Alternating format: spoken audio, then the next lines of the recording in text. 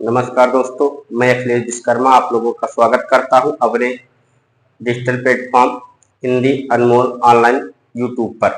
दोस्तों, हम लोग आधुनिक काल देख रहे थे। आधुनिक काल में हमने मैथिली शरण गुप्त को देख लिया है। आज आधुनिक काल की 17वीं क्लास है। इसके पहले 16 क्लास हो चुकी है। तो आइए शुरू करते हैं आज की क्लास को और देखते हैं हमारे आज के जो रचनाकार हैं उनका नाम है अयोध्या सिंह उपाध्याय हरिऔध।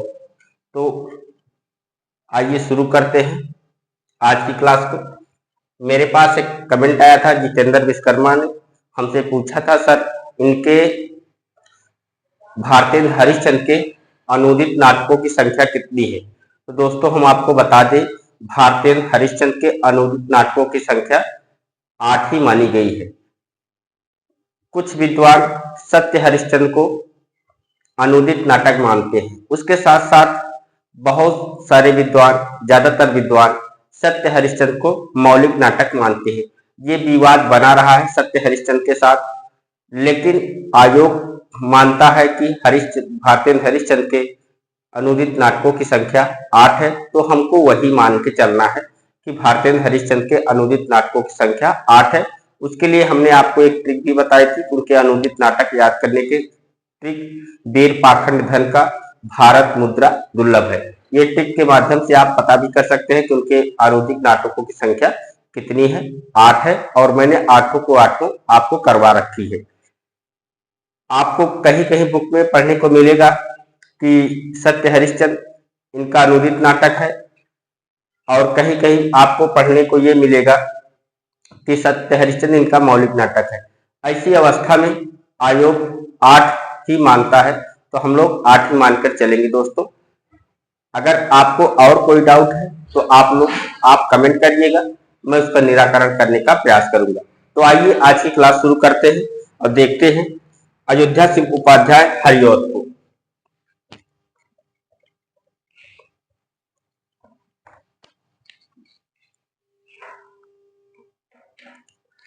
आज के हमारे जो रचनाकार हैं उनका नाम है अयोध्या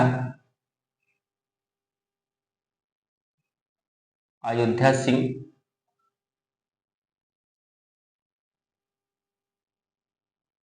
उपाध्याय हरिऔध।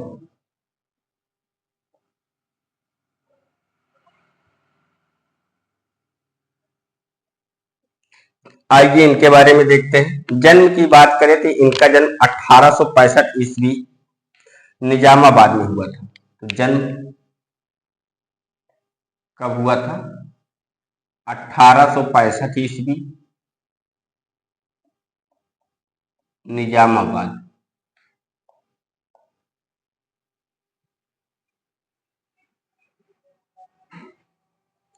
और निधन 1947 में हुआ था। निधन कब हुआ था? 1947।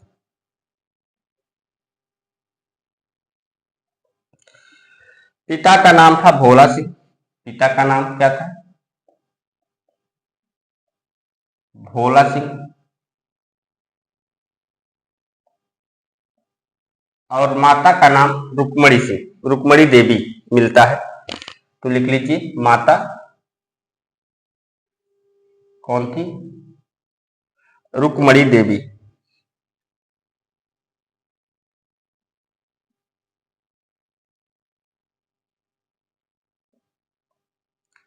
और इनके उपनाम की बात करें तो इनका 3 प्रमुख उपनाम है। हेडिंग डाल लीजिए, उपनाम। उपनाम है इनका कवि सम्राट, इनको कहा जाता है।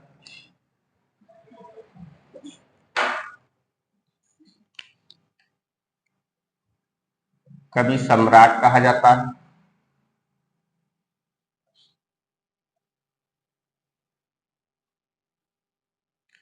इसके बाद आधुनिक युग का सूरदास। आधुनिक युग का सूरदास।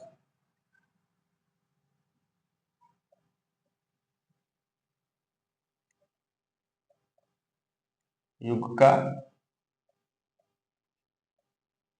सूरदास।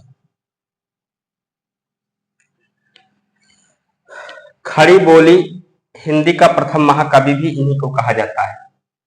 खड़ी बोली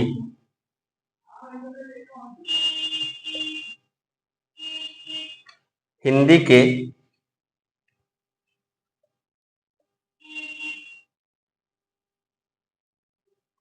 प्रथम महाकवि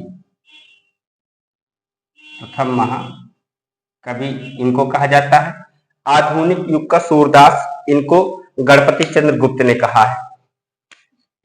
किसने कहा? गणपति चंद्र गुप्त ने कहा।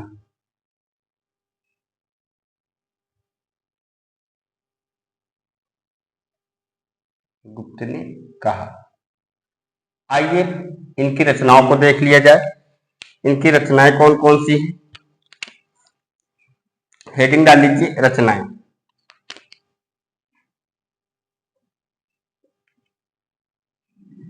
रचनाओं में कौन सी पहले देख रहे हैं? काव्य रचनाएं।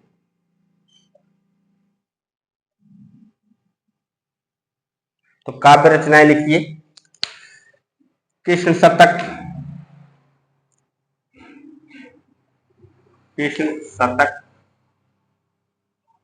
और इसका समय है 1882 ईस्वी। 1882 ईस्वी। इसके बाद रसिक रहस्य,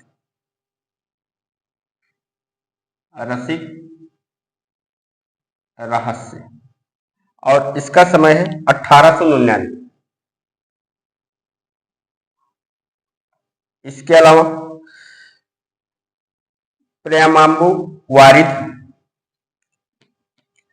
चलो यहीं से लिखते हैं।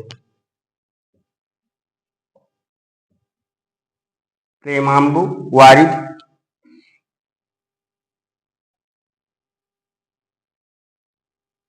और इसका समय है 1900 ईस्वी। 1900 ईस्वी। सारी चीजें ईस्वी में ही है। प्रेम प्रपंच,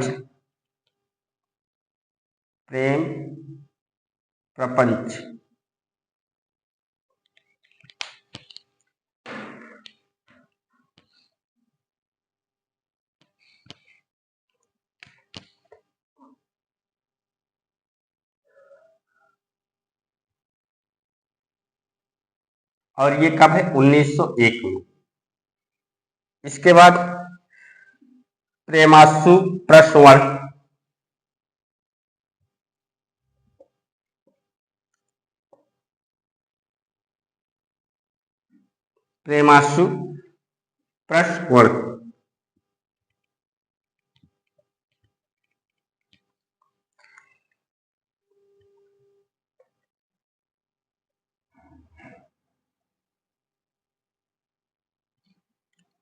और ये कब है? ये भी 1901 में है। 1901। प्रेमांबु प्रवाह,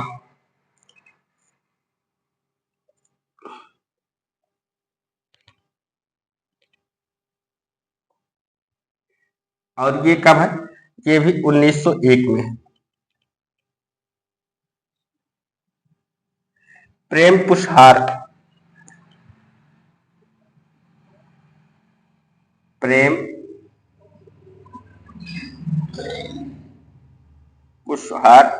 ये कब है? ये है 1904 में। इसके अलावा उद्बोधन 1906 में।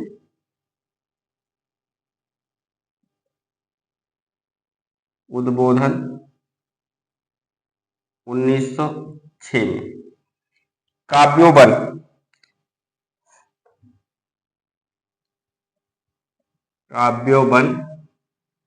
और ये कब है? ये 1909 में है। 1909।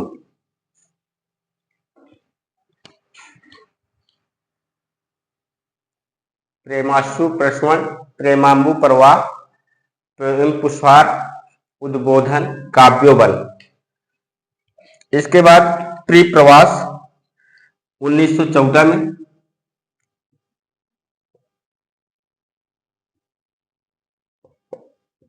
प्रिप्रवास कब है? 1914 में।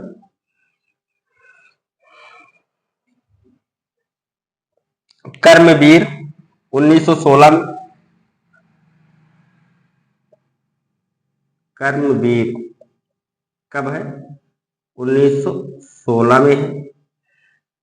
चुभते चौपते, चुभते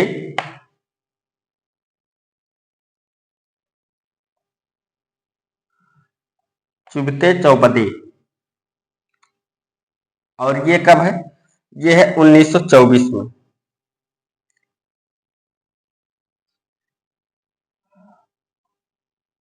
ऋतु मुकुट 1917 में, ऋतु मुकुट 1917 में। पदम प्रसून, पदम प्रसून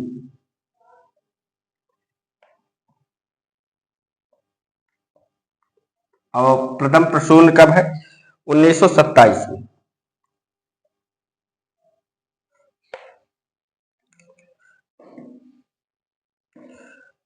इसके अलावा बोल चाल है 1928 में।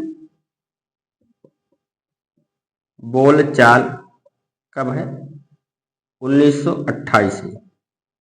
बोल चाल के बाद रस कलश 1931, रस कलश कब है? 1931 में। रस कलश के बाद चोखे चौपदे, चोखे चौपदे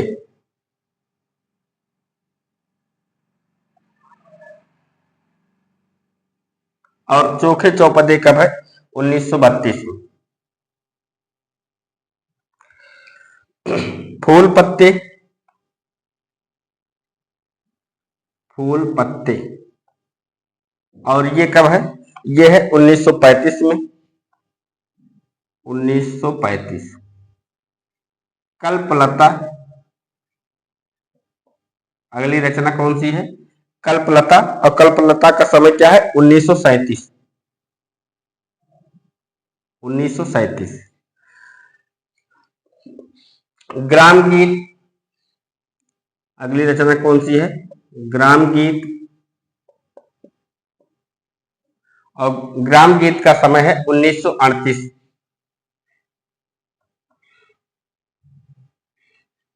बाल कवितावली, बाल कवितावली, बाल कवितावली का समय क्या है? 1939। हरिओद सतसई, हरिओद सतसई और हरिओद सतसई कब है? 1940 में, 1940 में। इसके बाद वैदेही वनवास,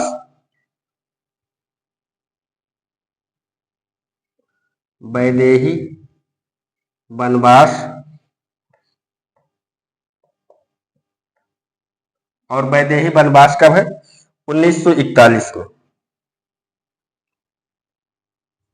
1941।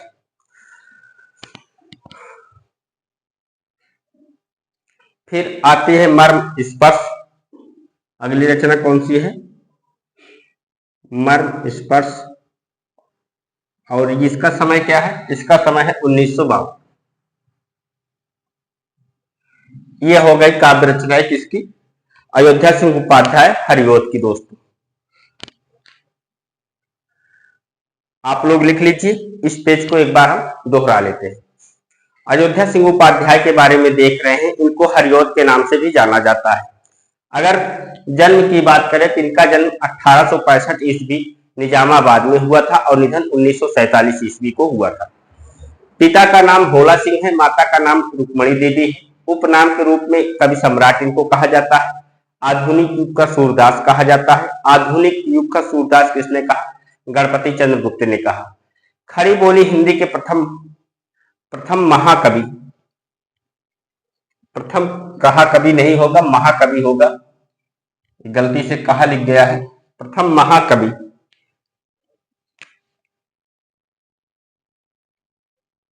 महाकवि, पेज को दोहराने से यही फायदा हो जाता है, जहां पर गलती होती है उसको सही किया जा सकता है। खड़ी बोली हिंदी के प्रथम महाकवि। रचनाएं कौन सी है? काव्य रचनाओं को देख रहे हैं तो काव्य रचनाएं कौन कौन सी हैं? कृष्ण शतक है 1882, रसिक रहस्य है 1899 में, प्रेमांबु वारिध है 1900 ईस्वी में, प्रेम प्रपंच है 1901 में, प्रेमाशु प्रश्रवण है 1901 में, प्रेमांबु प्रवाह है 1901 में, प्रेम पुष्पहार है 1904 में। कहीं पुष्पहार मिलता है, कहीं पुष्पहार भी मिलता है। प्रेम पुष्पहार और प्रेम पुष्पहार दोनों हो सकता है। 1904 में उद्बोधन, 1906 में काव्योवन, 1909 में त्रिप्रवास, 1914 में कर्मवीर, 1916 में चुभते चौबदे, 1924 में ऋतु मुकुट, 1917 में पदम प्रसून, 1927 में बोलचाल, 1928 में रस कलश, 1931 में चोखे चौबदे, 1932 फूल पत्ते, 1935 में कल्पलता, 1937 में ग्राम गीत, 1938 में बाल कवितावली, 1939 में हरिऔध सत्सई, 1940 में वैदेही वनवास, 1941 में मर्ग स्पर्श, 1952 में।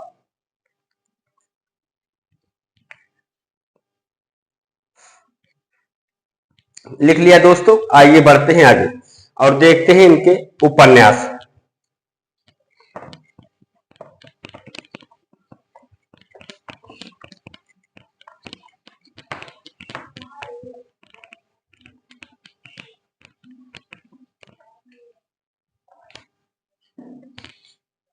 उपन्यास कौन कौन से हैं?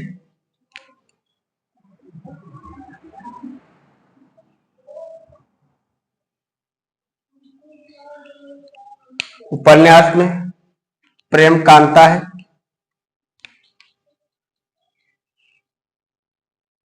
प्रेम कांता,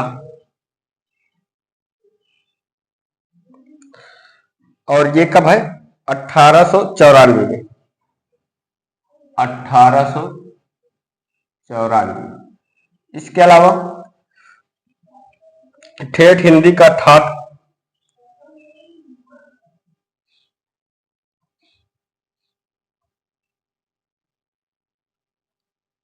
ठेठ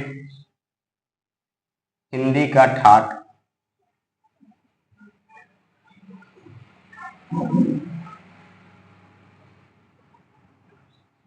ठेठ हिंदी का ठाठ, और ये कब है?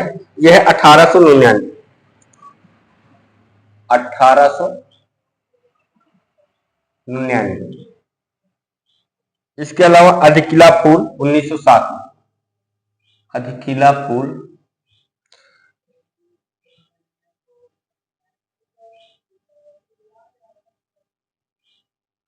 अधिकिला फूल,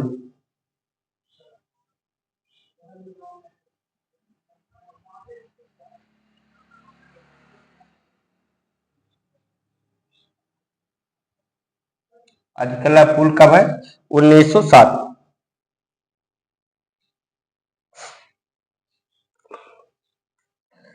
बेनिस का बाका 1910 में,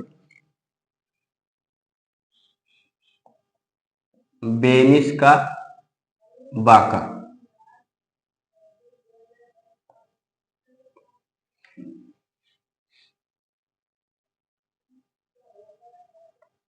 बेनिस का बाका कब है? 1910 में, और ये अनूदित है। ये क्या है? अनूदित नाटक, अनूदित उपन्यास है, सॉरी। शेक्सपियर के मर्चेंट ऑफ वेनिस का हिंदी अनुवाद, ये भी लिखना चाहे लिख लीजिए। शेक्सपियर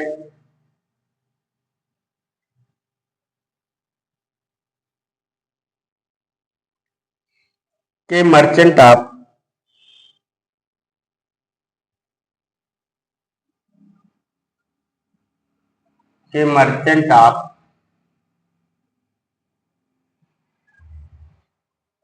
वेनिस, के मर्चेंट ऑफ वेनिस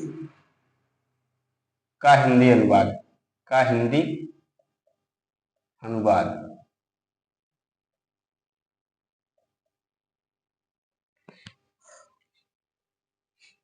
इसके बाद इनकी आलोचनात्मक रचनाएं कौन सी?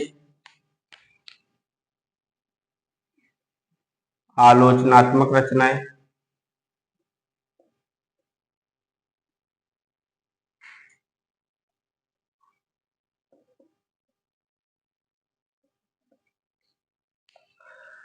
हिंदी भाषा और साहित्य का विकास।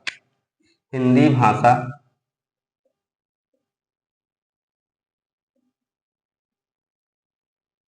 और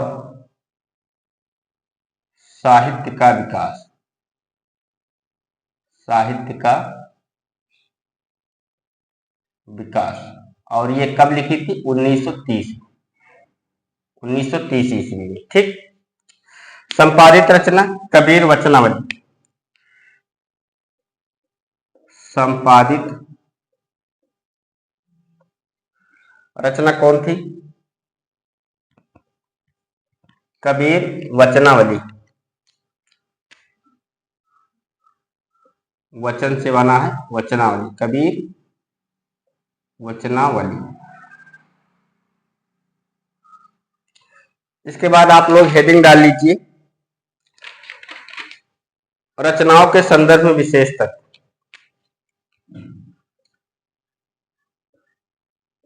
रचनाओं के संदर्भ में विशेष तथ्य। विशेष तथ्य। कृष्ण शतक तथा रस कलश।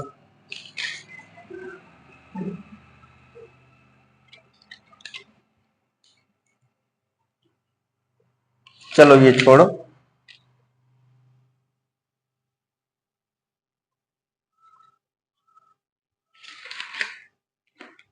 लिख ही लीजिए। कृष्ण शतक तथा रस कलश। कृष्ण शतक तथा रस कलश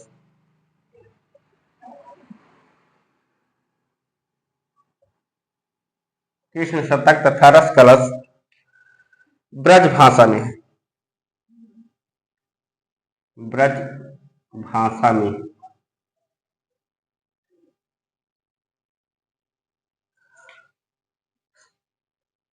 तथा शेष सभी रचनाएं तथा शेष सभी रचनाएं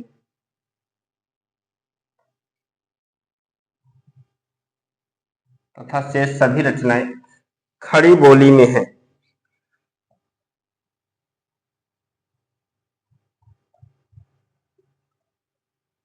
खड़ी बोली में है। रस कलश रीति ग्रंथ है। रस कलश रीति ग्रंथ है।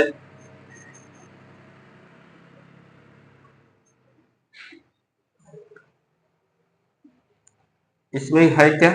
ब्रैकेट में लिख लीजिए, नायिका भेद प्लस ऋतु वर्णन। नायिका भेद भी इसमें देखने को मिलता है और ऋतु का वर्णन भी इसमें देखने को मिलता है, ऋतु वर्णन। रस कलश में नायिका का नाम, रस कलश में नायिका के नाम, नायिका के नाम नवीन दृष्टिकोण में रखे गए हैं। नवीन दृष्टिकोण में रखे गए हैं।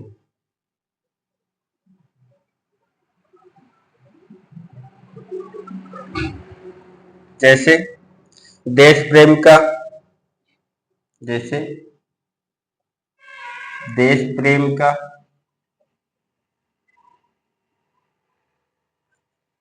जाति प्रेम का,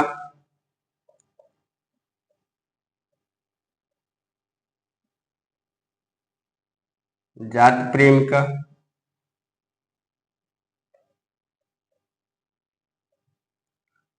जाति प्रेम का, लोक सेविका, जिसे देश प्रेम का, जाति प्रेम का आदि।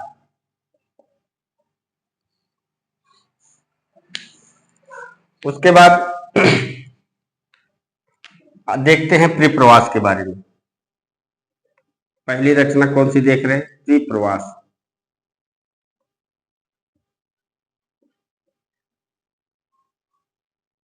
आइए इनके बारे में देखते हैं।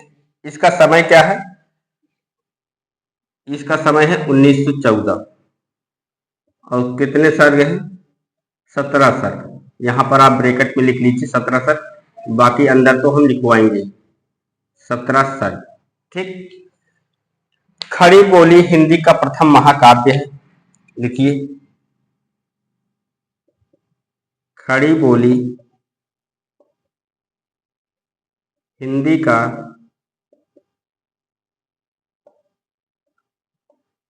प्रथम महाकाव्य है। प्रथम महाकाव्य है।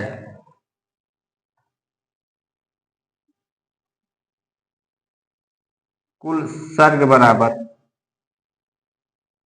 17। 7 तरह के छंदों का प्रयोग, 7 तरह के छंदों का प्रयोग। और नाम लिखना चाहते हैं तो लिख लीजिए कौन कौन छंद है। द्रुत विलंबित, चलो एक सीरियल से लिखते हैं, सही रहेगा। पहले लिखते हैं मालिनी,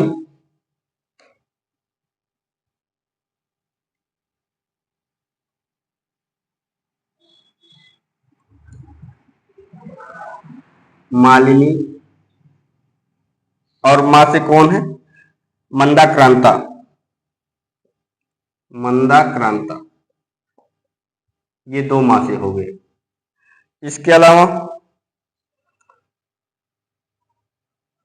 शिखरणी, शार्दुल विक्रीत। शिखरणी,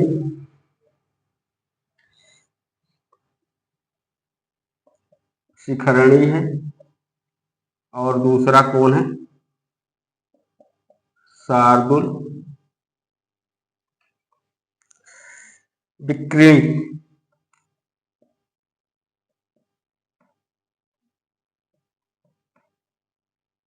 2 ये हो गए। 2 माह से हो गए और 2 सात से हो गए। फिर 2 वा से लिख लेते हैं, वंशस्थ।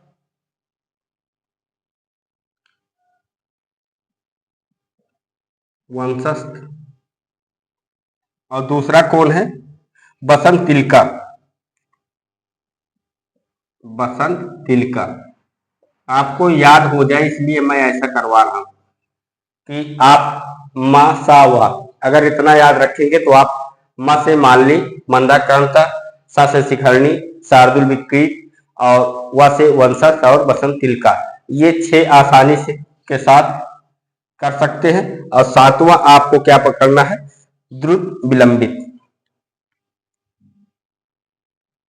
द्रुत विलंबित।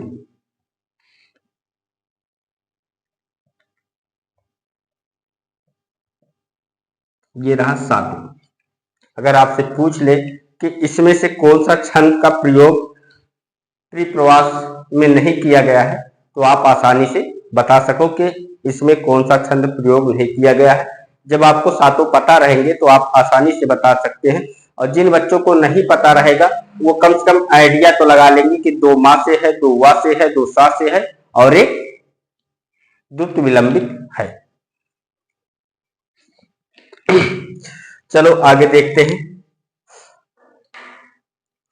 राधा को लोक सेविका के रूप में चित्रित किया गया है। राधा को लोक सेविका के रूप में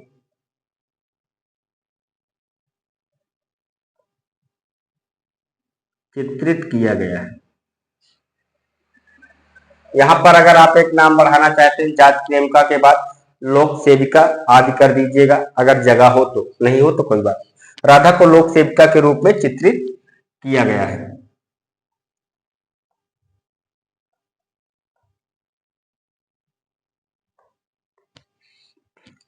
उसके बाद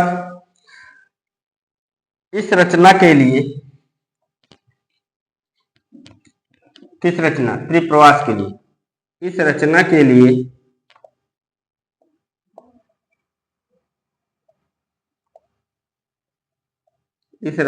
लिए मंगला प्रसाद पारितोषिक मिला। मंगला प्रसाद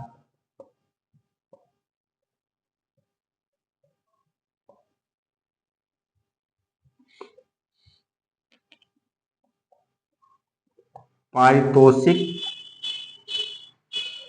मिला। कौन सा पुरस्कार मिला था? मंगला प्रसाद पारितोषिक पुरस्कार त्रिप्रवास के लिए मिला था, इनको मिला।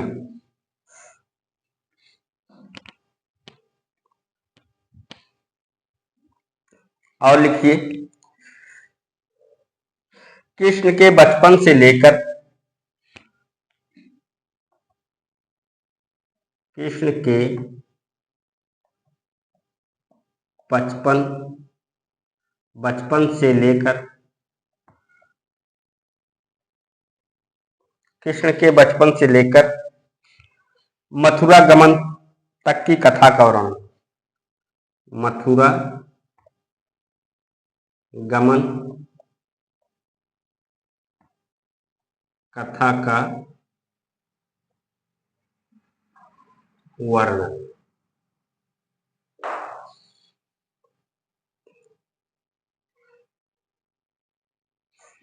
चलो इतना लिखिए। उसके बाद 2 लाइन इसमें और लिखाना है। हरजोध ने इसको क्या कहा और डॉक्टर नागेंद्र ने इसको क्या कहा था, ये अगले पेज में करवाएंगे। आप लोग लिखिए।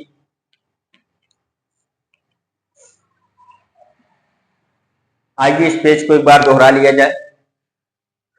अगर उपन्यास की बात करें, हरजोध के उपन्यास कौन से हैं, तो प्रेम कांता 1894, ठेठ हिंदी का ठाठ 1899, अधिकिला फूल 1907, बेनिस का बाका 1910 में। कभी कभी ये चीजें क्रम लगाने के लिए भी आ सकती हैं, इनका चारों उपन्यास देकर के, जैसे 2020 में हजारी प्रसाद द्विवेदी के चारों उपन्यासों को देकर के क्रम में करने के लिए कहा गया था। तो उसी प्रकार ये भी आ सकता है, क्योंकि 4 उपन्यास है, चारों को क्रम से लगाने के लिए आ सकता है। तो आप लोग इनका समय ध्यान दीजिएगा। इनकी आलोचनात्मक रचनाएं कौन सी है? हिंदी भाषा और साहित्य का विकास है, ये 1930 में लिखी गई है। संपादित रचनाएं कौन सी है? कबीर वचनावली है। रचनाओं के संदर्भ में विशेष तत्व को देखें तो कृष्ण शतक तथा रस कलश ब्रज भाषा में है, तथा शेष सभी रचनाएं खड़ी बोली में है। ये कभी पूछा नहीं गया, इसलिए मैं इसको लिखवाने से कतरा रहा था कि इसको करवाएं कि ना करवाएं। चलो आप लोगों ने कर लिया है, बेहतर है। रस कलश रीत ग्रंथ है, नायिका भेद प्लस ऋतु वर्णन से संबंधित है। रस कलश में नायिका के नाम नवीन दृष्टिकोण में रखे गए, जैसे देश प्रेम का, जात प्रेम का, लोक सेविका आदि। त्रिप्रवास 1914 में 17 सर्ग है। खड़ी बोली हिंदी का प्रथम महाकाव्य है। कुल सर्ग 17 है। 7 तरह के छंदों का प्रयोग किया गया है। और वो 7 तरह के छंद कौन है? मालनी है, मंदक्रांता है, शिखरणी है, शार्दुल विकृत है, वंशस्थ है, वसंत तिलका है, द्रुत विलंबित है। इस रचना के लिए मंगला प्रसाद पारितोषिक मिला। कौन सी रचना? त्रिप्रवास के लिए। कृष्ण के बचपन से लेकर मथुरा गमन तक का कथा का वर्णन है, और किस रचना में? त्रिप्रवास में। तो दोस्तों आप लोगों ने ये कर लिया होगा। त्रिप्रवास बहुत ही महत्वपूर्ण रचना है। कई बार तो इसका नाम देकर के ही पूछा गया है कि ये किसकी रचना है। आइए आगे बढ़ते हैं, देखते हैं और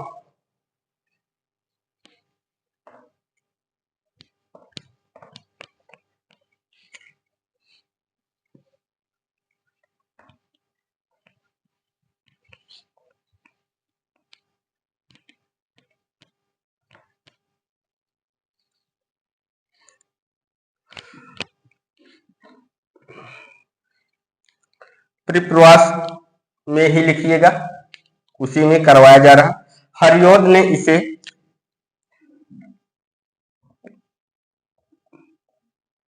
हरिऔध ने इसे भिन्न तुकांत कविता का भिन्न तुकांत कविता का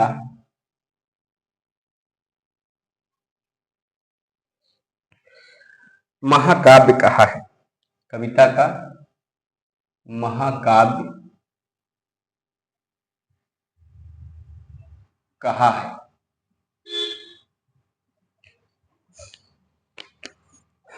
परिप्रवास का मूल भाव एक कथन है, ये लिख लीजिए। परिप्रवास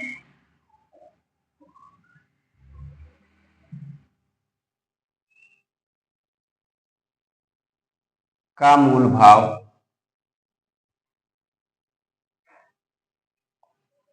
परिप्रवास का मूल भाव रति नहीं प्रेम है। रति नहीं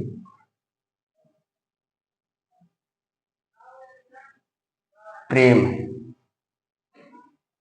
और ये कथन किसका है? ये कथन है डॉक्टर नागेंद्र का। डॉक्टर नागेंद्र।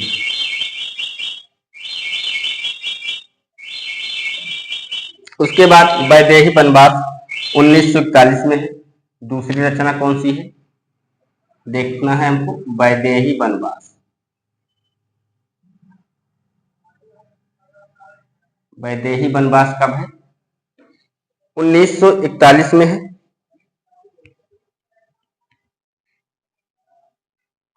और ब्रैकेट में लिख लीजिए 18 सर्ग। इसमें कितने सर्ग हैं? 18 सर्ग। लिखिए प्रबंधात्मक महाकाव्य है ये भी। प्रबंधात्मक महाकाव्य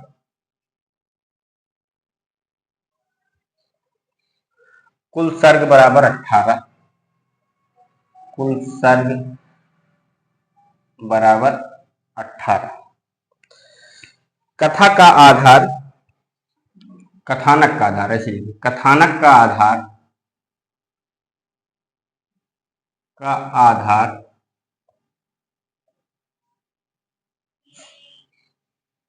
वाल्मीकि रामायण।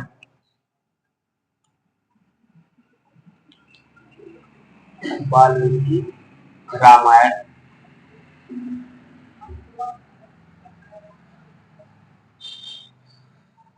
एवं आर्य समाज का प्रभाव। रामायण एवं आर्य समाज का प्रभाव है। सीता के निर्वासन की कथा का चित्रण। सीता के निर्वासन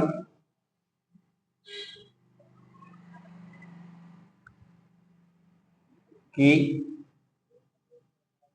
कथा का चित्रण। इसके बाद अगली रचना परिजात को देखना है 1937 में। इसमें 15 सर्ग है। तीसरी कौन सी देख रहे हैं? परिजात। जो महत्वपूर्ण रचनाएं हैं केवल उनके बारे में ही देखा जा रहा है। परिजात कब है? 1937।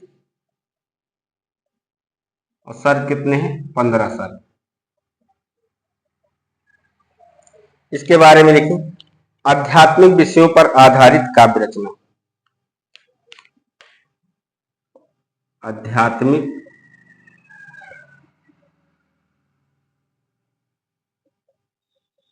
विषयों पर आधारित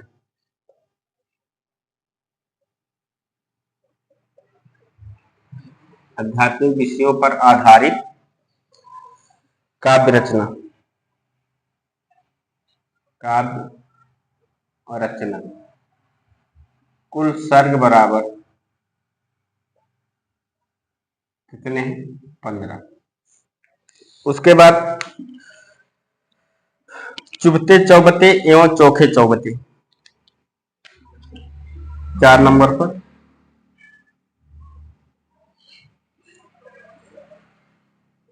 चुभते चौबते एवं चोखे चौबते।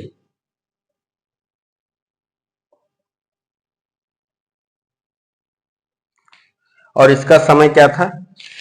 दोनों का अलग अलग समय है तो इसका समय नहीं लिखा जा सकता। व्यंग प्रधान मुक्तक रचनाएं किससे संबंधित है? व्यंग प्रधान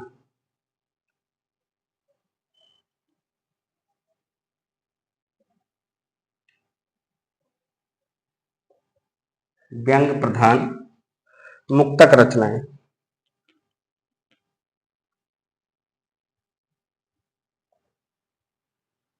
व्यंग प्रधान मुक्तक रचनाएं।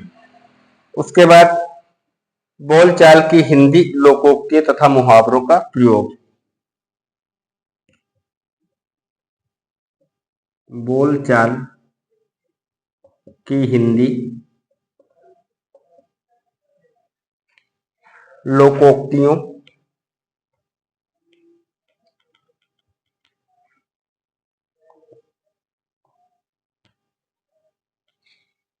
तथा मुहावरों का प्रयोग।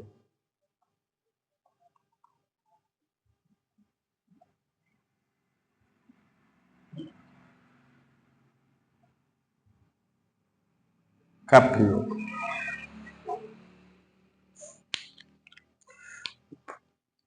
हरियोध के नाटक लिख लीजिए। हरियोध के नाटक।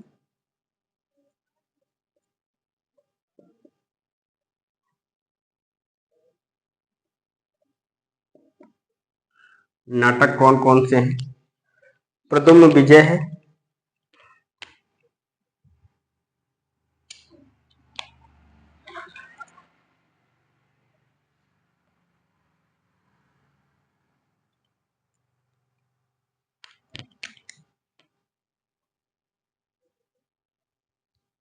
प्रद्युम्न विजय। और ये व्यायोग श्रेणी का नाटक है।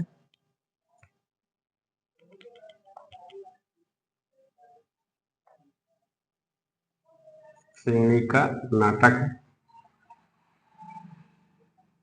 इसके अलावा इसका समय लिख लीजिए 1893। 1893। इसके अलावा रुक्मणी परिणय ये 1894। दूसरा नाटक क्या है इनका? रुक्मणी परिणय। और कब लिखा है? 1894। 1894 में एक स्टार बना करके लिख लीजिए।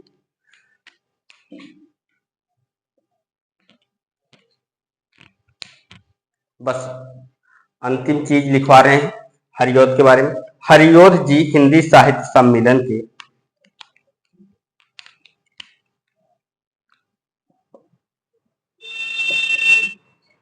हरियोध जी हिंदी साहित्य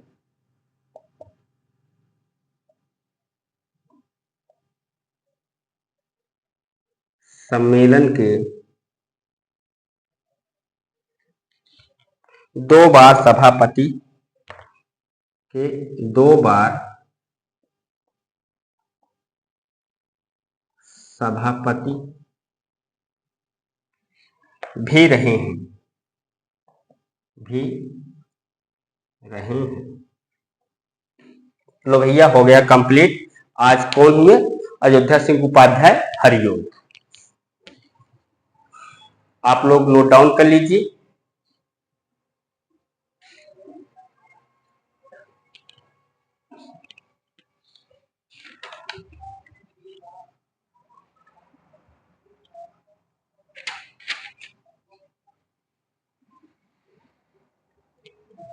आइए इस पेज को एक बार दोहरा लिया जाए। हरिऔध ने इसे भिन्न तुकांत कविता का महाकाव्य कहा है। जिसको कहा है परिप्रवास को कहा है। परिप्रवास का मूल भाव रति नहीं प्रेम है, ये किसने कहा है? डॉक्टर नगेन ने कहा। वैदेही वनवास की बात करें तो 1941 में लिखा गया 18 सर्ग है, प्रबंधात्मक महाकाव्य है। कथानक का आधार क्या है? वाल्मीकि रामायण है, राम कथा से संबंधित है एवं आर्य समाज का प्रभाव है। सीता के निर्वासन की कथा का चित्रण भी इसमें देखने को मिलती है। परिजात की बात करें तो 1937 में लिखा गया 15 सर्ग है, आध्यात्मिक विषयों पर आधारित काव्य रचना है। चुभते चौबते एवं चोखे चौबते व्यंग प्रधान मुक्तक रचनाएं हैं। बोलचाल की हिंदी लोकोक्तियों तथा मुहावरों का प्रयोग इसमें देखने को मिलता है। हरिऔध के नाटक की बात करें तो प्रद्युम्न विजय है, प्रयोग व्यायोग श्रेणी का नाटक है जो 1893 में लिखा गया। रुक्मणी परिणय 1894 लिखा गया। ये दो नाटक हरिऔध जी के हैं। हरिऔध जी हिंदी साहित्य सम्मेलन के 2 बार सभापति भी रहे हैं। हो सकता है आपसे पूछ ले कि द्विवेदी युग का कौन सा रचनाकार हिंदी साहित्य सम्मेलन के 2 बार सभापति भी रह चुके हैं, तो कौन है? हरिऔध जी। तो दोस्तों आप लोग लिख लीजिए। उसके बाद आज दूसरे कवि देखे जाएंगे, बाबू जगन्नाथ दास रत्नाकर। 2 कवि तो हम लोग आज देखेंगे ही। क्लास लंबी हो जाती है तो क्या करें, थोड़ा गहराई में जाना पड़ता है तो धीरे धीरे क्लास बढ़ ही जाती है। तो आइए लेट नहीं करेंगे, देखते हैं अगले कवि बाबू जगन्नाथ दास रत्नाकर को।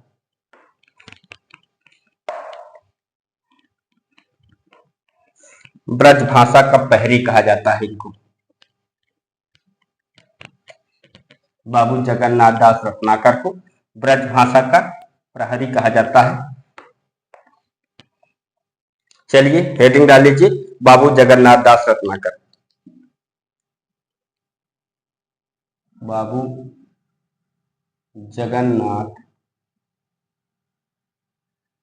दास रत्नाकर। जन्म की बात करें तो 1866, निधन 1932 में हुआ था। जन्म 1866 और निधन कब हुआ था? 1932। ठीक। पिता का नाम पुरुषोत्तम दास। पिता कौन थे? पिता ऐसे लिखिए, पिता का नाम, ताकि आगे हमको कुछ लिखवाना है वो भी करवा दें। पिता का नाम पुरुषोत्तम दास।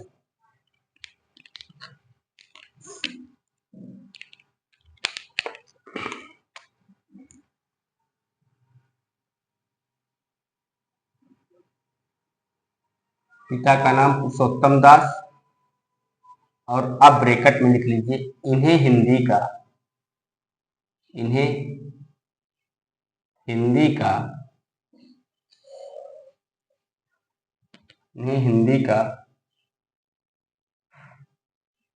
प्रहरी कहा जाता है।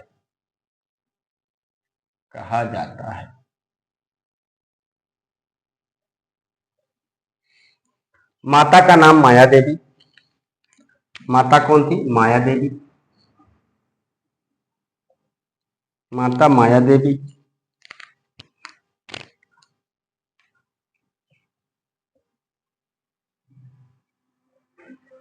माया देवी। उपनाम की बात करें तो जकी इस नाम से उर्दू में रचना करते थे। उपनाम लिख लीजिए। उपनाम में जकी,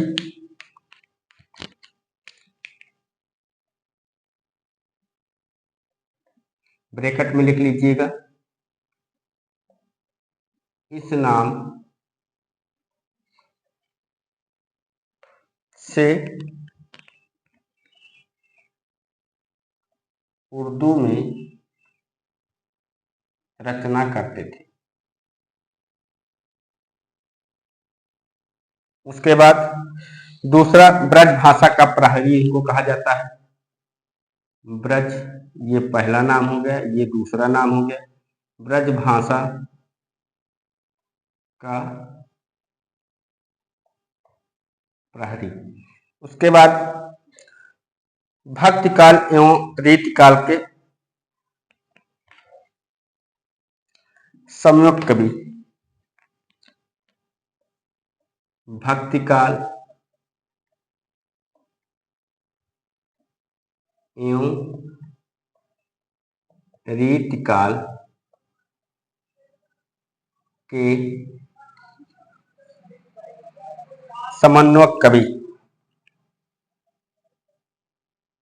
भक्ति काल एवं रीति काल का समन्वयक कवि।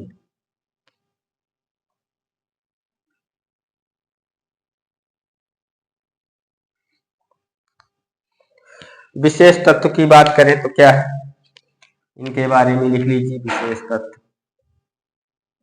विशेष तत्व, ये ब्रज भाषा के घोर समर्थक थे।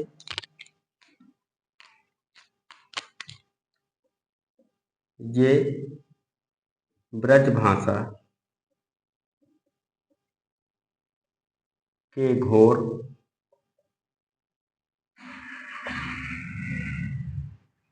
समर्थक थे।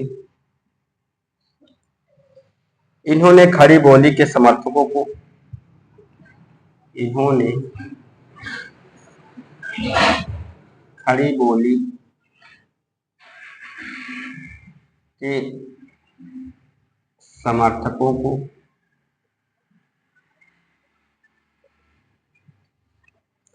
हठी एवं मूर्ख कहा था। हठी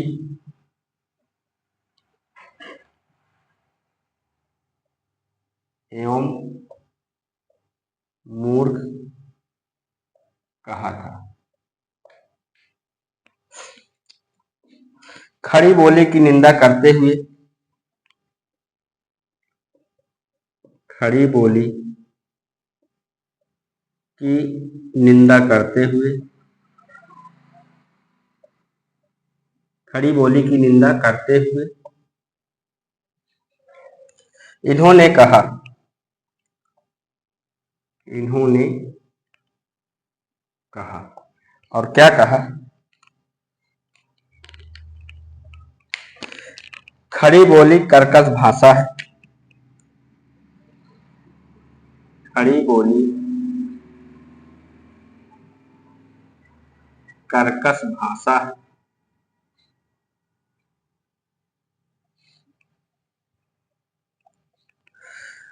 जिससे मधुर भावों की अभिव्यंजना, जिससे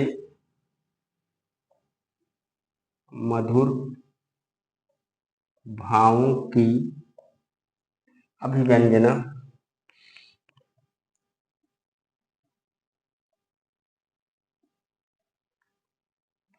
जिससे मधुर भावों की अभिव्यंजना युक्त तुकांत रचनाएं, युक्त तुकांत रचनाएं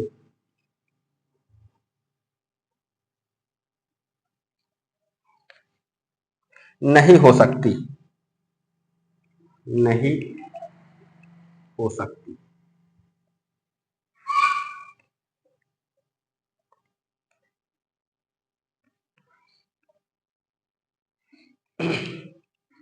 ये आधुनिक ब्रज भाषा के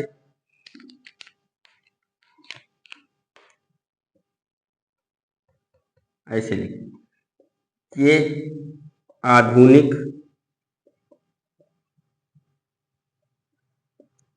ब्रज भाषा के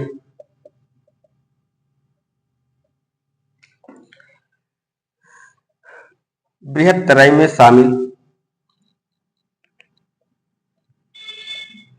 बृहत्तराई में शामिल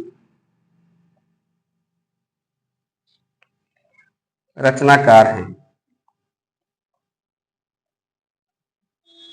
रचनाकार हैं। तो वो बृहत्तरई कौन कौन से हैं, आइए देखते हैं ब्रजभाषा के। नंबर 1 भारतेंद्र हरिश्चंद्र,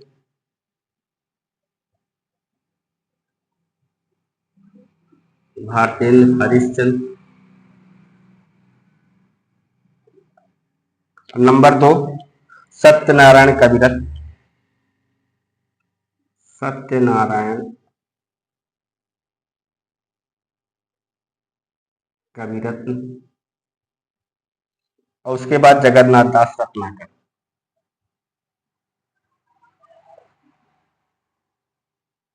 दास रत्नाकर।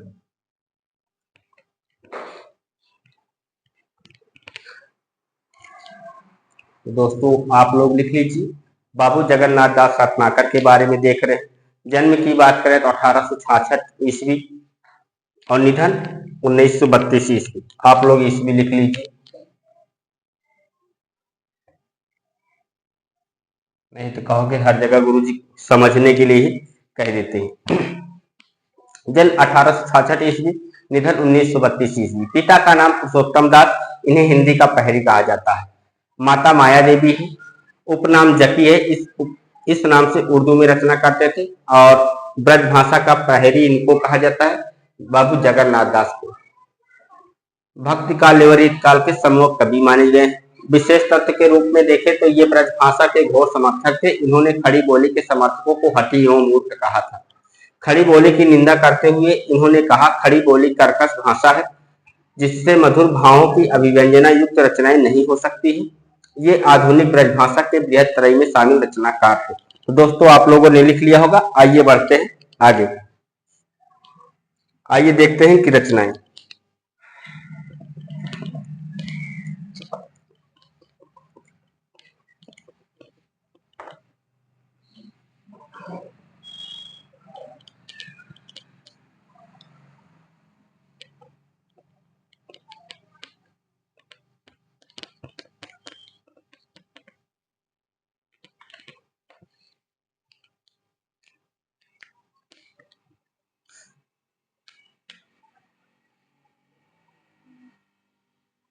रचनाएं रचनाएं में सबसे पहले हम देखेंगे खंड काव्य। खंड काव्य कौन कौन सा है ये देख लें। तो सबसे पहले लिखिए हिंडोला। कब है? 1894। हिंडोला।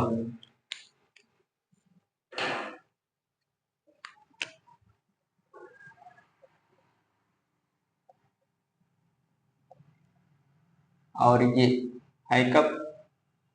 ये है 1894।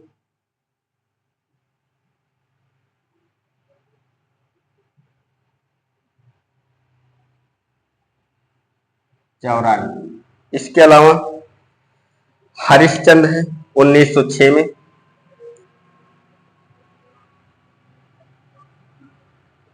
हरिश्चंद्र कब है? 1906। कल काशी है और ये कब है? ये भी 1906। कल काशी के बाद गंगा अवतरण।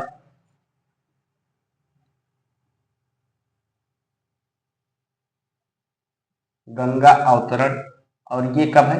ये है 1927 में। गंगा अवतरण के बाद उद्धव शतक। उद्धव शतक और ये कब है? ये है 1929 में। ये हो गया इनका खंड काव्य। मुक्तक काव्य की बात करें तो कौन से है? मुक्तक काव्य।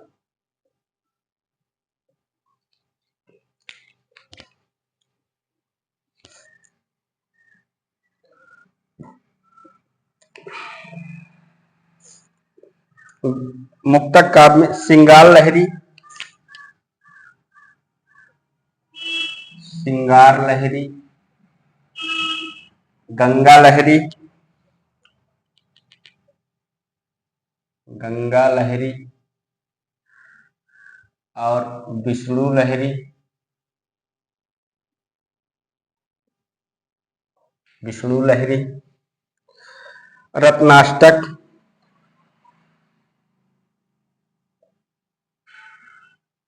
रत्नाष्टक, वीराष्टक,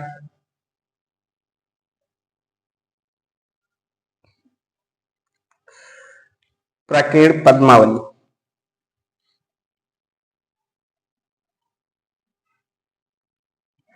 प्रकीर्ण पद्मावली।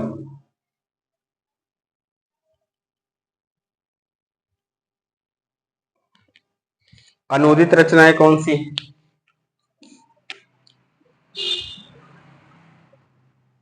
अनूदित रचनाएं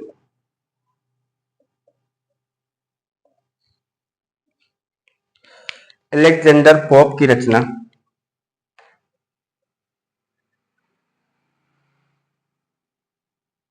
Alexander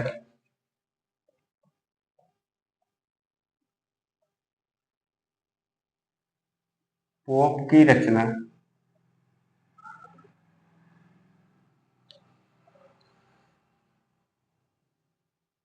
essays on criticism. Essays on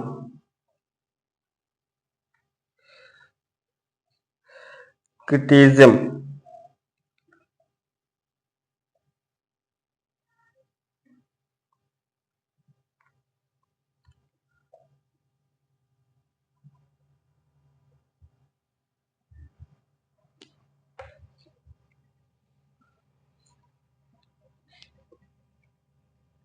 ये रचना का 1919 में समालोचना दर्श।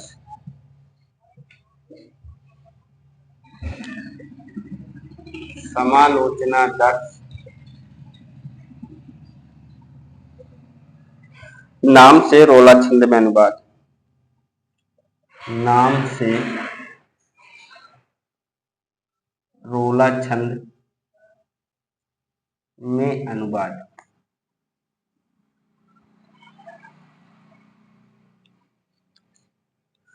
संपादित रचना देख ली जाए, उनकी कौन सी है?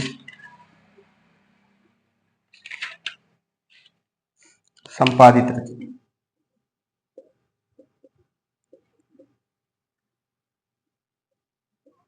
संपादित रचना की बात करें, कवि कुल कंठाभरण का संपादन किया है।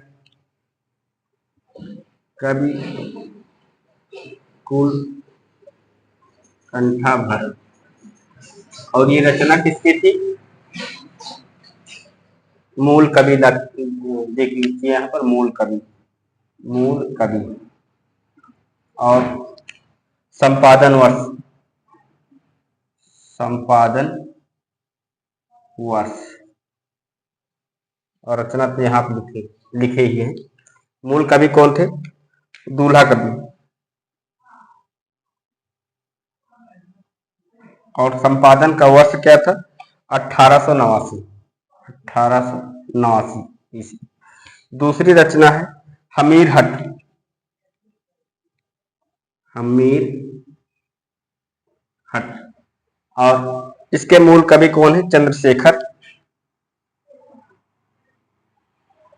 चंद्रशेखर। और संपादन का वर्ष क्या था? 1893। हित तरंगिणी। हित तरंगिणी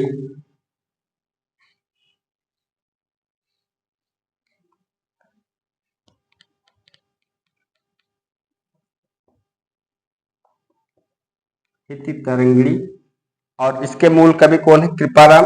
और समय 1894। कृपाराम। और संपादन कब किया? 1894। हित तरंगिणी का समय नहीं बता रहे हैं हम आपको, संपादन का वर्ष बता रहे हैं। नखशिख केशव दास वाली। नखशिख किसकी रचना है? केशव दास की। और इसका संपादन कब किया था? बाबू जगन्नाथ दास रत्नाकर ने 1896 में। लो दोस्तों, नोट डाउन कर लीजिए, उसके बाद रत्नाकर जी के प्रसिद्ध लेख को देखा जाएगा। रचनाओं को देख रहे थे हम बाबू जगन्नाथ दास की रचनाओं को। तो खंड काव्य कौन से हैं? हिंडोला है 1894 में, हरिश्चंद्र है 1906 में, कलकासी है 1906 में, गंगा अवतरण है 1927 में, उद्धव शतक है 1929 में। मुक्तक काव्य की बात करें तो श्रृंगार लहरी है, गंगा लहरी है, विष्णु लहरी है, रत्नाष्टक है, वीराष्टक है, प्रकीर्ण, पद्मावली है। उसके बाद अनुदित रचनाएं, एलेक्जेंडर पोप की रचना एक्सेज ऑफ क्रिटिसिज्म का 1919 में समालोचना दर्श नाम से रोला छंद में अनुवाद किया।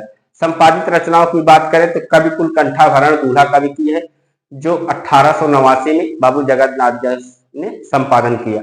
हमीरहट चंद्रशेखर की रचना है, इसका संपादन बाबू जगन्नाथ दास ने 1893 ईस्वी में किया। हित तरंगिणी कृपाराम की है, इसका संपादन 1894 बाबू जगन्नाथ दास ने किया।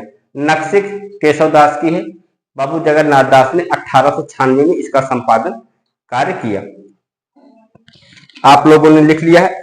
आइए देखते हैं रत्नाकर जी की प्रसिद्ध लेख।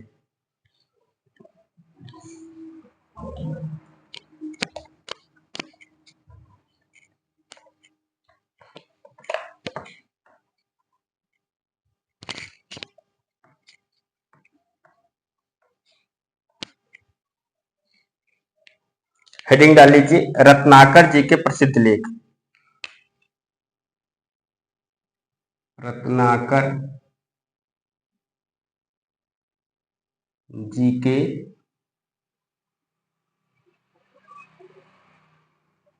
प्रसिद्ध लेख।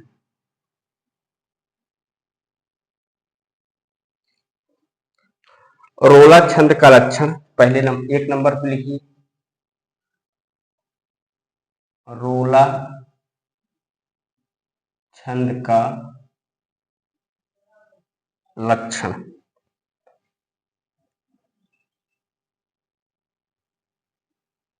दूसरा नंबर, महाकवि बिहारी लाल की जीवनी। महाकवि बिहारी लाल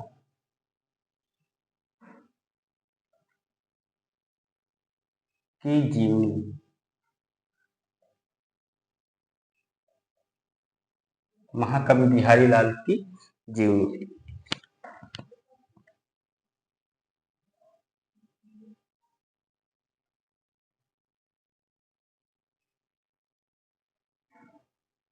रत्नाकर जी के प्रसिद्ध लेख, रोला छंद का लक्षण, महाकवि बिहारी लाल की जीवनी।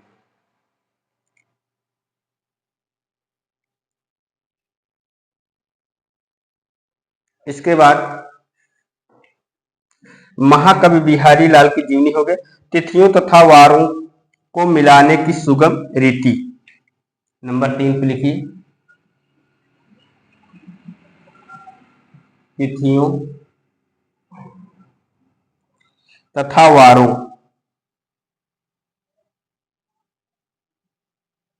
तिथियों तथा वारों को मिलाने की सुगम रीति।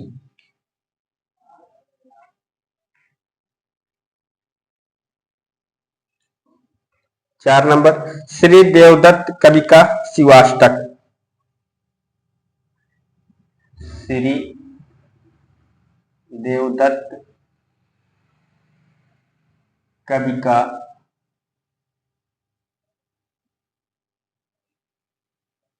शिवाष्टक।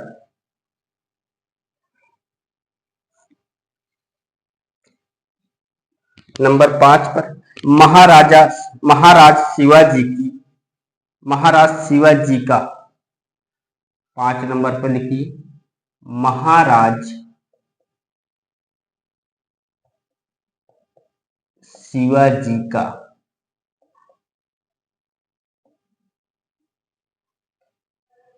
एक नया पत्र। एक नया पत्र।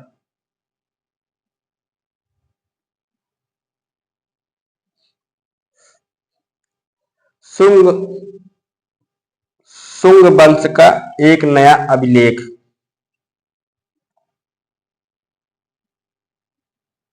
शुंग वंश का एक नया अभिलेख।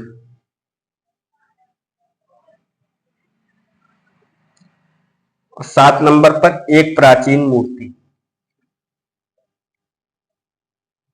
एक प्राचीन मूर्ति, ये है रत्नाकर जी के प्रसिद्ध लेख जो हमने साथ आपको लिखवाए। अब हेडिंग डाल लीजिए, प्रमुख रचनाओं के संदर्भ में विशेष तथ्य। प्रमुख रचनाओं के संदर्भ में विशेष तथ्य।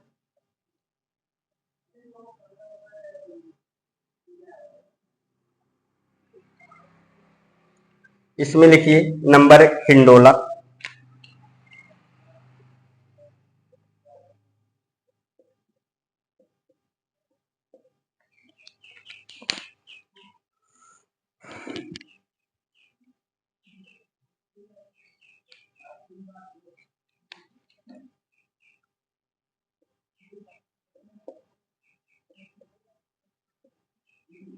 हिंडोला, और इसका समय है 1894। 1894। इसमें लिखिए रोला छंद में रचित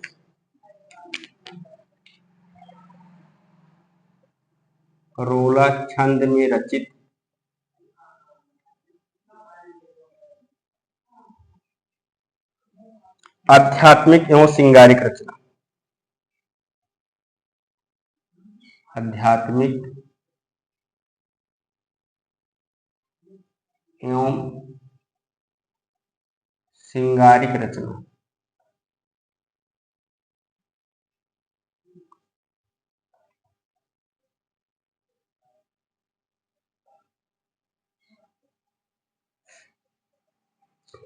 दूसरा है हरिश्चंद्र।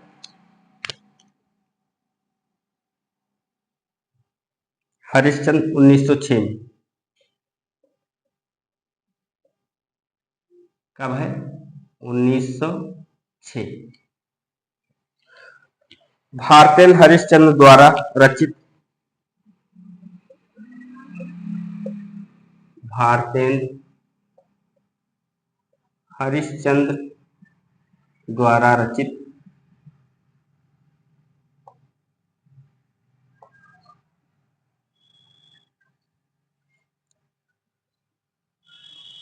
सत्य हरिश्चंद्र पर आधारित खंड काव्य रचित। सत्य हरिश्चंद्र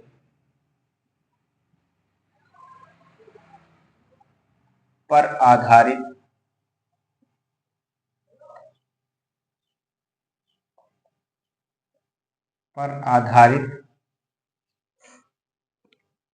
खंड काव्य है। खंड काव्य है।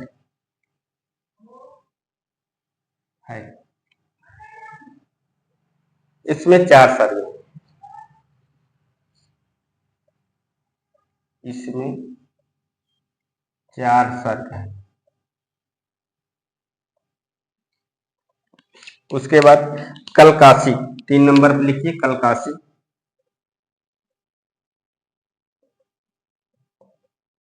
और इसका भी समय क्या है? 1906 है।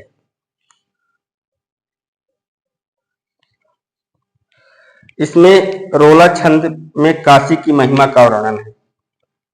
इसमें रोला छंद में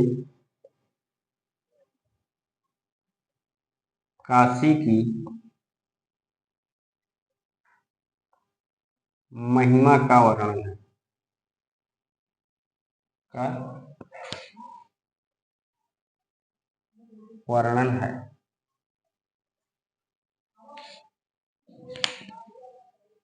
उसके बाद गंगा लहरी 4 नंबर पर। गंगा लहरी। गंगा की स्तुति पर 52 कवित छंद। गंगा की स्तुति पर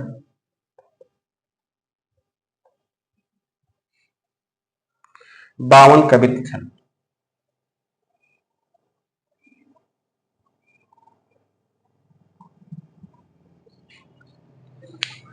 विष्णु लहरी।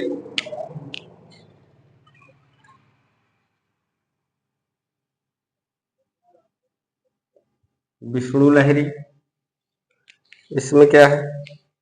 विष्णु की स्तुति में 52 कवित छंद।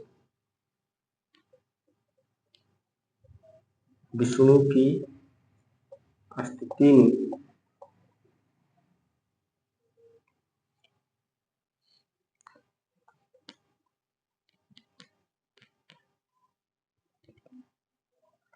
52 कवित छंद। गंगा अवतरण 1927 में खंड काव्य 6 नंबर पर। गंगा अवतरण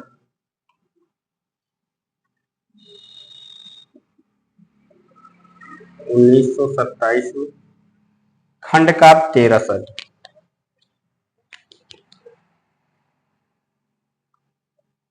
खंड काव्य और कितने सारे हैं? 13 सारे। ऊधव शतक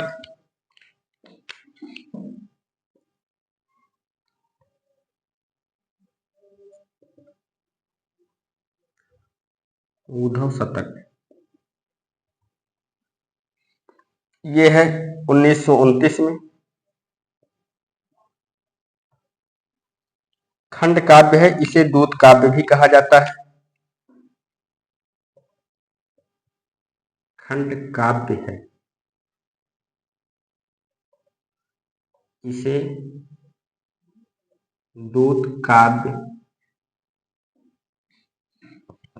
भी कहा जाता है। भी कहा जाता है, इसे दूत काव्य भी कहा जाता है। 118 कवित छंद, इसमें 118 कवित 118 कवित छंद है।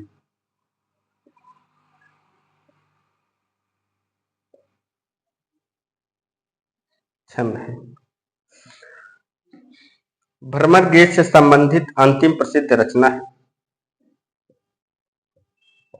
भ्रमर गीत से संबंधित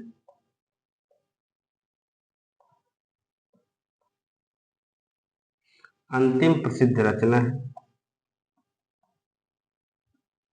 अंतिम प्रसिद्ध रचना है।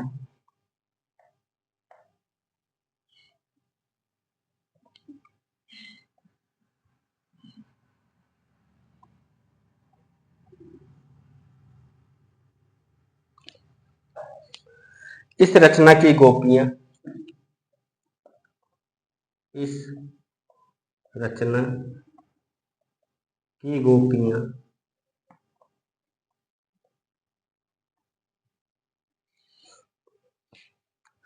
वाग्वैगद्य वाग्वैगद्य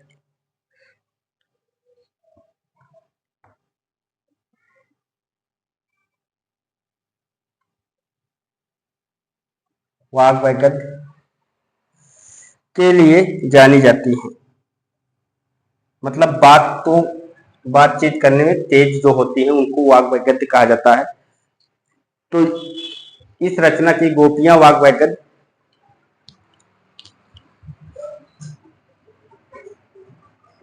के लिए जानी जाती है।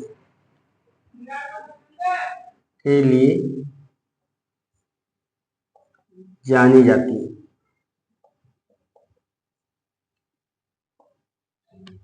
चलो आप लोग इतना लिख लीजिए, उसके बाद फिर देखते हैं हम कथन। एक दो कथन देख लिया जाए बाबू जगन्नाथ दास रत्नाकर के बारे में। आइए इस पेज को दोहरा लिया जाए, उसके बाद आगे बढ़ा जाए। रत्नाकर जी के प्रसिद्ध लेख रोला छंद का लक्षण, महाकवि बिहारी लाल की जीवनी, तिथियों तथा वारों को मिलाने की सुगम रीति, श्री देवदत्त कवि का शिवाष्टक, महाराज शिवाजी का एक नया पत्र, शुंग वंश का एक नया अभिलेख, एक प्राचीन मूर्ति। प्रमुख रचनाओं के संदर्भ में विशेष तथ्य देख रहे थे तो हिंडोला को हमने देखा 1894 में, रोला छंद में रचित आध्यात्मिक एवं श्रृंगारिक रचना है। उसके बाद हरिश्चंद्र को देखा जो 1906 में है, भारतेंद्र हरिश्चंद्र द्वारा रचित सत्य हरिश्चंद्र पर आधारित खंड काव्य है, इसमें 4 सर्ग हैं। कल काशी 1906 में है, इसमें रोला छंद में काशी की महिमा का वर्णन है। गंगा लहरी की बात करें तो गंगा की स्तुति में 52 कवित छंद, विष्णु लहरी की बात करें तो विष्णु की स्तुति में 52 कवित छंद है। फिर हमने देखा गंगा अवतरण को जो 1927 में है, खंड काव्य है, 13 सर्ग है। उसके बाद उद्धव शतक को देखा जो 1929 में है, खंड काव्य, इसे दूत काव्य भी कहा जाता है, इसमें 118 कवित छंद है। भ्रमर गीत से संबंधित अंतिम प्रसिद्ध रचना है, इस रचना की गोपियां वाग वैदगद्य के लिए जानी जाती हैं। तो दोस्तों आप लोगों ने लिख लिया होगा। आइए देखते हैं जगन्नाथ दास रत्नाकर के संदर्भ में आलोचकों के मत।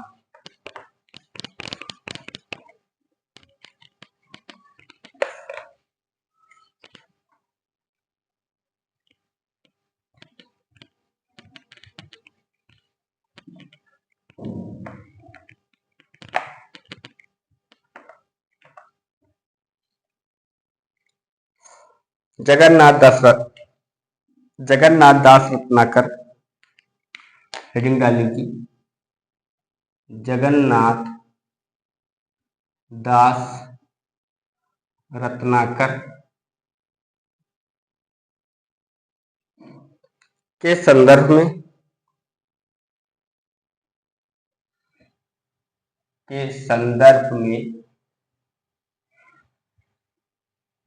आलोचकों के मत।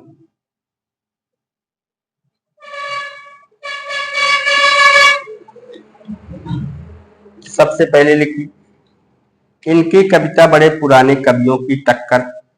नंबर 1, इनकी कविता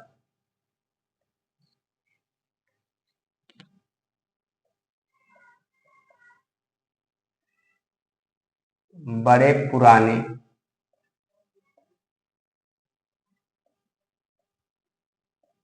कवियों की टक्कर में होती थी, की टक्कर में होती थी। पुराने कवियों में भी इनकी सी पुराने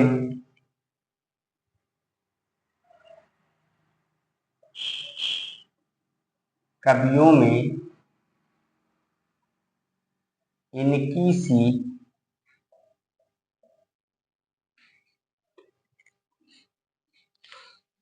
सूझ और उक्ति वैचित्र्य, सूझ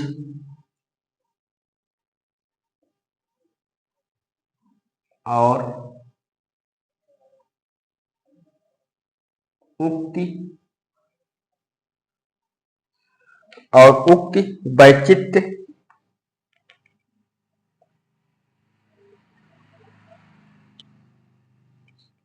बहुत कम देखा जाता है, बहुत कम देखा जाता है।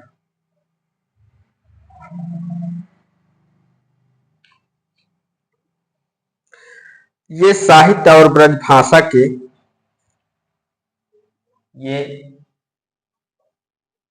साहित्य और ब्रज भाषा के बड़े मर्मज्ञ थे, बड़े मर्मज्ञ थे, मतलब जानकार थे। तो ये किसने कहा, कथन क्या है, इनकी कविता बड़े पुराने कवियों की टक्कर में होती थी। पुराने कवियों में इनकी सूझ और उक्ति वैचित्र्य बहुत कम देखा जाता है। ये साहित्य और ब्रज भाषा के बड़े मर्मज्ञ थे। और ये किसने कहा? रामचंद्र शुक्ल ने कहा। रामचंद्र शुक्ल का कथन है। दूसरा कथन है सूर की भावुकता। कथन नंबर 2, सूर की भावुकता और नंददास की तार्किकता और नंददास की तार्किकता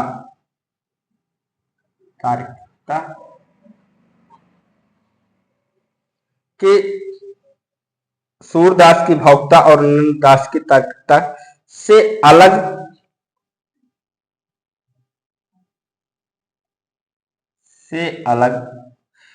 रत्नाकर की गोपियों में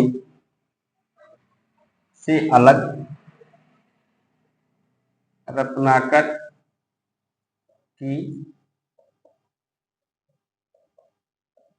गोपियों में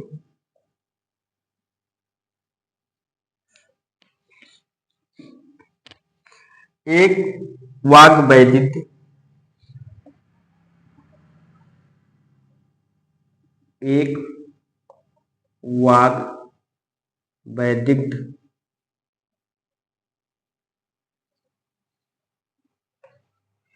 है।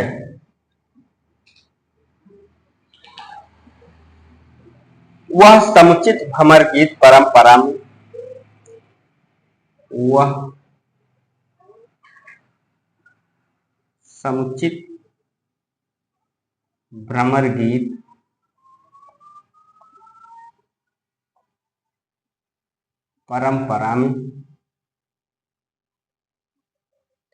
एक नया आयाम जोड़ता है।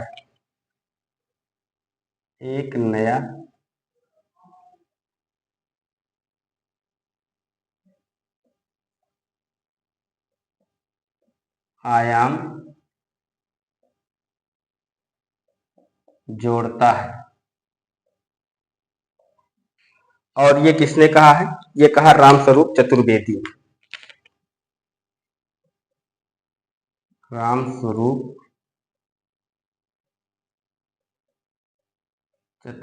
ने कहा। क्या कहा है? सूर की भावुकता और नंददास की तार्किकता से अलग रत्नाकर की गोपियों में एक वाग वैदित्य है। वह समुचित भ्रमर गीत परंपरा में एक नया आयाम जोड़ता है। ये किसने कहा? रामस्वरूप चतुर्वेदी ने। अगला कथन है ये खड़ी बोली युग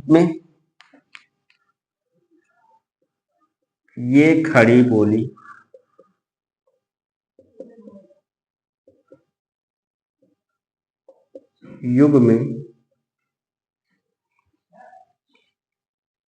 ब्रज भाषा के सबसे बड़े कवि थे। ब्रज भाषा के सबसे बड़े कवि थे। महत्वपूर्ण है ये कथन। और ये कथन किसका है? ये कथन है नंद दुलारे वाजपेयी का। नंद दुलारे वाजपेयी।